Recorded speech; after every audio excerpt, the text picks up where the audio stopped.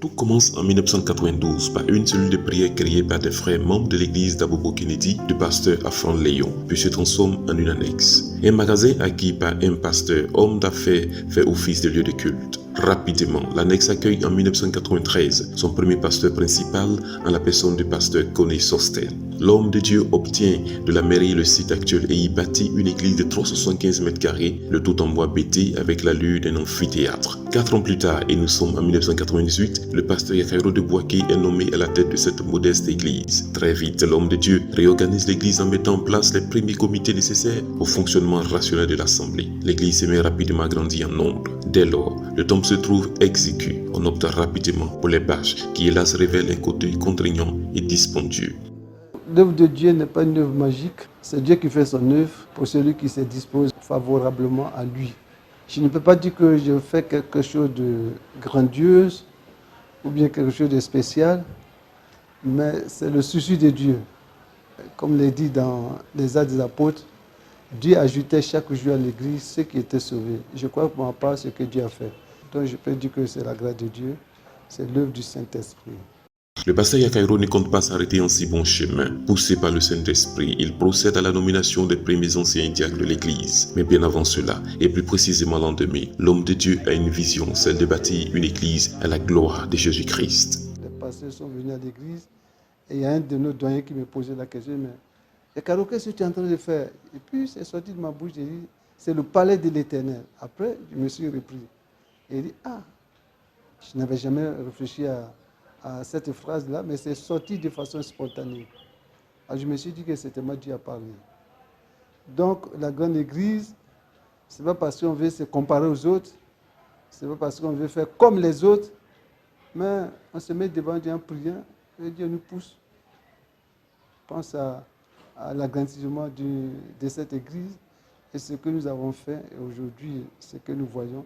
L'Église dans sa totalité rend gloire à Dieu pour cette vision. Les initiatives pour la réalisation de cette vision s'enchaînent. Appel à fonds et cotisations par-ci, semaine spirituelle par-là, avec en prime l'initiation d'un festival d'action de grâce dédié à la construction d'une nouvelle Église conformément à la vision du pasteur Yakairo.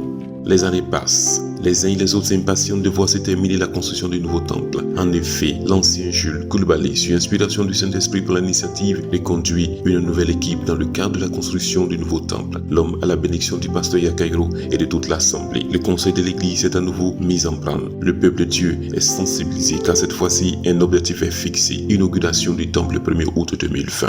Quand vous observez l'histoire de l'église, l'histoire du peuple de Dieu, vous vous apercevez qu'il y a des moments qui arrivent où des situations se présentent au peuple de Dieu, des situations diverses, souvent difficiles, où le peuple a besoin, est poussé par l'Esprit de Dieu, d'un sursaut pour passer à une autre étape. Les hommes entrent dans le plan de Dieu à un moment donné de leur existence, mais le plan de Dieu est un plan qui existe de toute éternité. Aussi bien moi que toute la communauté, tous les leaders de l'Église sommes donc entrés dans ce plan de Dieu qui avait été conçu bien avant la fondation du monde.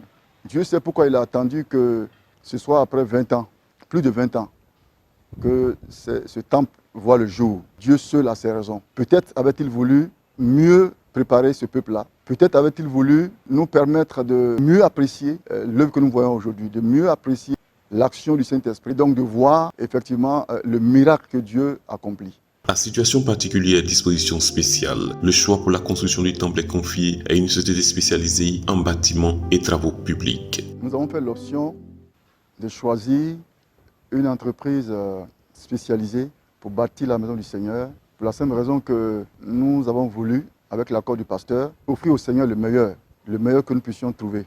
C'est guidé par un souci d'efficacité, un souci de rapidité, un souci de qualité également, que nous avons fait le choix de confier la réalisation du projet à une société spécialisée.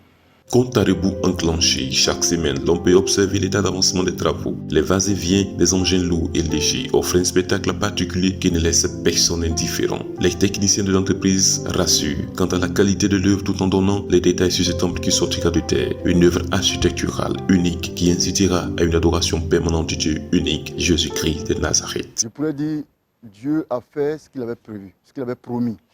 Donc c'est vraiment un sentiment d'une grande joie, d'émerveillement face à ce que Dieu fait. Dieu fait ce qu'il dit qu'il ferait. Dieu a été fidèle avec nous du début jusqu'à la fin, à toutes les étapes de ce projet. Il a bien voulu que ce soit nous qui soyons utilisés pour faire cette œuvre-là, mais c'est surtout la fidélité de Dieu que nous retenons.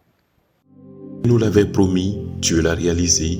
Quelques mois plus tard, un temple digne de notre Dieu est sorti de terre à la grande joie de toute la famille des EADCI. Pour le grand peuple de l'église Eden, Assemblée de Dieu de Plateau de Cuit, c'est mission accomplie. Et surtout le début d'une nouvelle ère d'adoration et de louange à la gloire de notre Seigneur Jésus-Christ. Pour être vrai, moi-même, j'ai été étonné.